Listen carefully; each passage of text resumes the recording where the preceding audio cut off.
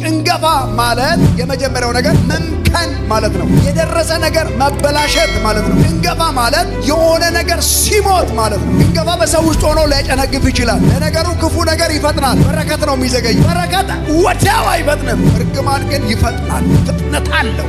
መናፍስት ያሯሩጠዋል። ታዲያ ጭንገፋ በእኔ ላይ ይሰራል ወይ? በጥቃት ውስጥ ያለ ሰው ላይ ጭንገፋ እንዴት እንደሚሰራ የመጀመሪያው ነገር ከዘላለም ሕይወት አንጎልን። በምድር ላይ ግን ጭንገፋ አለ። እንዴት ነው ያለው? ጭንገፋ የሚመጣባቸው መንገዶች 3 መንገዶች ናቸው። አንደኛ ባለመታዘዝ፣ ሁለተኛ የቃል እርግማን፣ ሶስተኛ ከክፉ መንፈስ ይመጣል።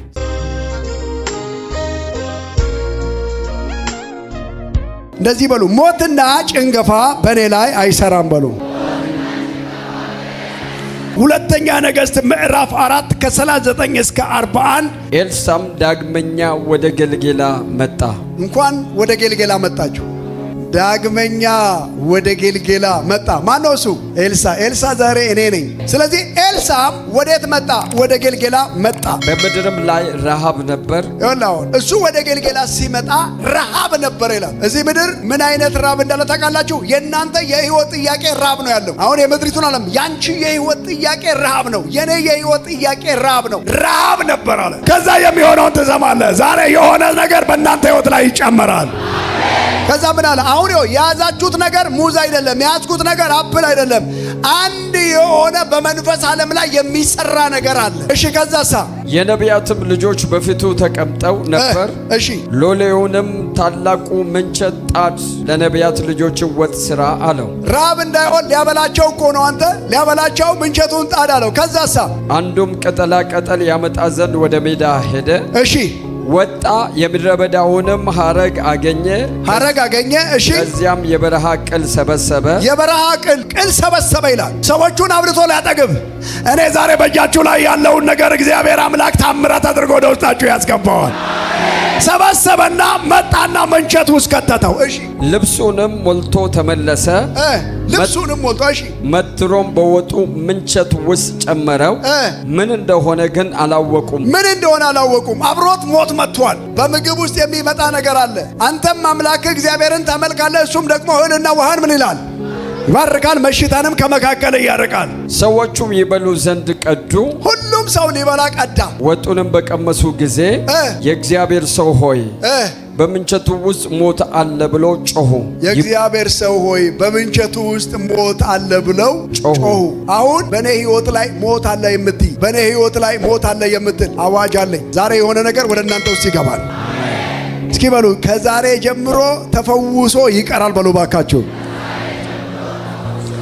ሞት አለ ካለ በኋላ ሊበሉም ዘንድ አልቻሉም። እርሱም ዱቄት አምጡልኝ አለ። በምንቸቱም ውስጥ ጥሎ ይበሉ ዘንድ ለሕዝቡ ቅዱ አለ። ምንቸቱ ላይ ምን አደረገ? ጥሎ ምኑን ጣለ? ዱቄቱን። ምን አደረገ? ሞት አለበት። ሞት ባለበት ውስጥ ምን ጨመረ? ዱቄት። ከፍ አድርጉታ። ይሄንን ነገር ዛሬ በእናንተ ቤት ላይ ጨምረዋለሁ። ሞት፣ ጭንገፋ ከዛሬ ቀን ጀምሮ ከሕይወታችሁ ላይ ይሰበራል። አሜን። 2 በምንቸቱም ውስጥ ክፉ ነገር አልተገኘም። ዘጸአት 15 ቁጥር 23 ወደ ማራም በመጡ ጊዜ የማራ ውሃ መራራ ነበረና ሊጠጡም አልቻሉም። ስለዚህ የዚያ ስፍራ ስም ማራ ተብሎ ተጠራ። ሕዝቡም ምን እንጠጣለን ብለው በሙሴ ላይ አንጎራጎሩ። ሙሴም ወደ እግዚአብሔር ጮኸ። እግዚአብሔርም እንጨት አሳየው፣ በውሃም ላይ ጣለው፣ ውሃውም ጣፈጠ። የመጀመሪያው ከምንቸቱ ውስጥ ምን ተወገደ? ሞት።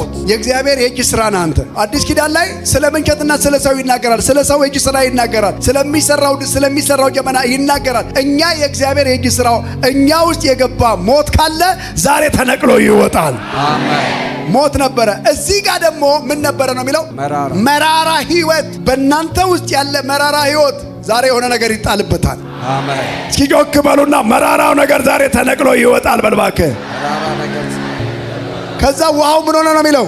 ጣፈጠ ይላል። ሁለተኛ ነገሥት ምዕራፍ 2 ቁጥር 19 እስከ 20። የከተማይቱም ሰዎች ኤልሳዕን እነሆ ጌታችን እንደምታይ የዚች ከተማ ኑሮ መልካም ነው፣ እሺ፣ ውሃው ግን ክፉ ነው፣ ምድሪቱም ፍሬዋን ትጨነግፋለች። እርሱም አዲስ ማሰሮ አምጡልኝ፣ ጨው ጨምሩበት አለ።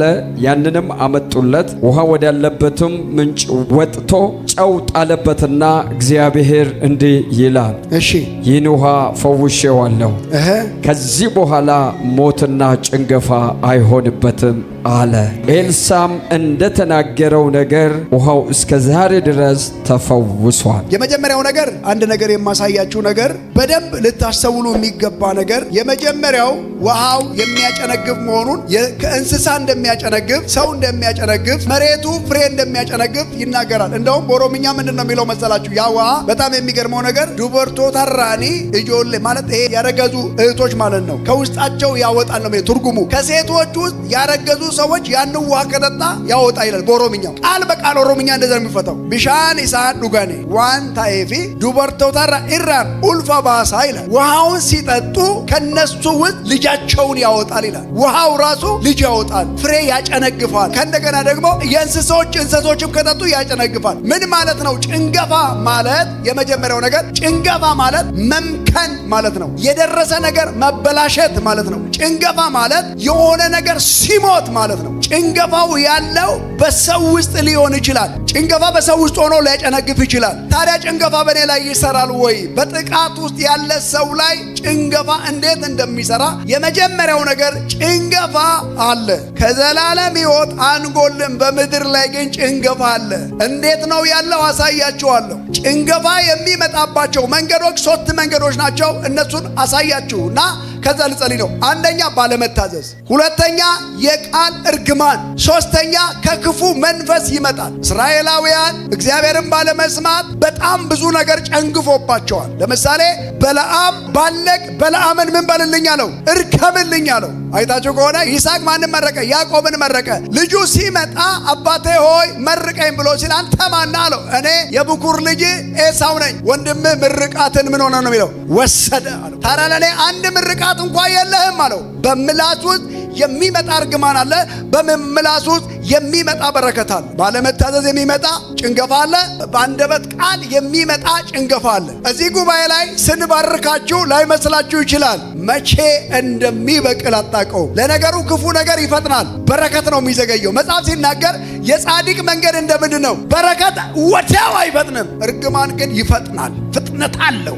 መናፍስት ያሯሩጠዋል። በማለዳ ተነስቶ ምን ያደርጋል? ይረግማል። በማለዳ ፍጥነት ያመጣል። ስለዚህ ዛሬ አንድ ነገር ነግራችኋለሁ። 3 ነገር ነው ማሳያቸው። አንደኛው ባለመታዘዝ ጭንገፋ አለ። ሁለተኛ በአንደበት ቃል ጭንገፋ ይመጣል። ሶስተኛ ከመናፍስት ዓለም ከመንፈስ ዓለም የደረሰ ነገርህን ይበላባል። ዛሬ ግን ከእናንተና ከሕይወታችሁ ላይ ያ ቀን ሳይደርስ መራራ ነገር ነቅላለሁ። እስኪ እጃችሁን ከፍ አድርጉና በእኔ ላይ ሞትና ጭንገፋ አይሰራም በሉ። ሄሎ፣ ድገም። እኔ መንቀል የሚገባኝን እነቅላለሁ፣ መትከል የሚገባኝን እተክላለሁ። በአንደበት ቃል ከተባረካችሁ ትባረካላችሁ፣ በአንደበት ቃል ከተረገማችሁ ትረገማላችሁ። በእኔና በእናንተ ላይ ግን የክፉ ሰዎች ምክርና እርግማን አይሰራብንም። ሟርተኛ እኔን ረግሞኝ አይነቅለኝም። ይኸውላችሁ ቃል አይሳሳትም፣ ቀጥታ ነው የሚሄደው። ስለዚህ በሕይወታችሁ ላይ በደንብ መስማት ያለባችሁ ነገር የሆነ አካል እናንተን በቃል የሚጠብቅ አካል መኖር አለበት። እኔ እዚህ መታችሁ ስትሰበሰቡ ምን እንደሚወጣ ላይ የተነገረባችሁ ማንኛውም እርግማን ነው እግዚአብሔር የሚገለብጠው። እጃችሁን ከፍ አድርጉና እርግማን ዛሬ ገለበጥኩኝ በሉ ባካችሁ። ምን ማለት ነው? የእርግማን ውጤት ጭንገፋን ያመጣል። እርግማን ይፈጥናል፣ በረከት ጊዜውን ጠብቆ ወዳንተ ይመጣል። ጭንገፋ የሚያመጡ ነገሮች አሉ። ለዚህ ነው እናትና አባቶች አክብሩ ምንድነው እንዳይመስልህ። ተሳስቶ ቢመርቅ ይደርስብሃል። ይስሐቅ እኮ ተሳስቶ እኮ ነው የመረቀው። አጭበርብሮት ልጅ ማነኝ አለ ኤሳው ነኝ ብሎ ሲል ድምፅ ግን ኤሳውን አይመስልም አለው። ያዕቆብን ነው የሚመስለው፣ ግን ሰውነት ኤሳውን ይመስላል። በል እንግዲህ የወንድሞቼ በላ አደረግኩት አለ። ምንም ሊያደርግ አልችልም ማለት። አባት ተሳስቶ ከመረቀ ምን ማለት ነው? ተሳስቶ ከረገመም ይሆናል። ደግሞ እግር ብሎ አይን አይመጣም። በደንብ ስማ። ሰው አይመስለው። ዛሬ እግዚአብሔር የሆነ ሰው ሊናገር ፈልጓል። እኔ ዛሬ በእናንተ ውስጥ የገባ ዘመን እየቆጠረ ያለ ሊያጨነግፍ የፈለገ ነገር እግዚአብሔር ከሕይወታችሁ ላይ ዛሬ ይገለብጠዋል። ከፍ አድርጎ አሁኑ በሶስት ነገር ይመጣል። በምንና በምን ጭንገፋ ይመጣው? ባለመታዘዝ፣ በርግማን ቃል፣ በመንፈስ አሰራር። ይሄን ፍሬ ከፍ አድርጉ። ይሄ ፍሬ ቤታችሁ ይገባል። ይሄ ፍሬ ቤታችሁ ሲገባ ጭንገፋ በሌላ መንገድ ለቆ ይወጣል። እጃችሁን ከፍ አድርጉና ይሄ ፍሬ ቤቴ ላይ ታምራት ያደርጋል በሉ ባካችሁ። እጃችሁን ከፍ አድርጉ። በጌታ በኢየሱስ ስም ሞት፣ የሞት መውጊያ ተሰበረ በሉ። ሞት፣ የሞት መውጊያ ተሰበረ በሉ። ሞትና ጭንገፋ በኔ ላይ አይሰራም። እየተሽከረከራችሁ በኢየሱስ ደም ሞትና ጭንገፋ በኔ ላይ አይሰራም። ዛሬ የሆነ ሰው ለምርቃት ይሆናል። አባታችሁ በእናንተ ላይ ያወጀው የማይሆን ቃል ዛሬ ወደ በረከት ቀይሬዋለሁ። እናታችሁ የተናገረችው እርግማን ቢሆን ወደ በረከት ቀይሬዋለሁ። አባታችሁ አስሮ የተናገረው ቃል ወደ በረከት ቀይሬዋለሁ። ከመናፍስት ዓለም የተላከ የእርግማን ቃል ዛሬ ቀልብጬዋለሁ። እንደዚህ ብዬ መርቃችኋለሁ። በእጃችሁ የያዛችሁት ነገር ወደ ቤታችሁ ሲገባ አይታችሁ የማታውቁ ከመንፈስ ዓለም የሆነ በረከትና ታምራት ወደ ቤታችሁ ይግባ። ውሃችሁን ከፍ አድርጉ። ውሃችሁ ላይ እሳት ይቀመጥ። ፍሬያችሁ ላይ ታምራት ይቀመጥ። በረከት ይቀመጥ። ሞታችሁን የሚጠባበቅ ክብራችሁን ይየው። የእናንተን ውድቀት የሚከታተል እናንተ ነገር ከፍ ብሎ ይዋረድ። እግዚአብሔር ክፉን ሰው ያዋርድላቸው። በላይ እንጂ በታች አልሆንም የሚል አሜን።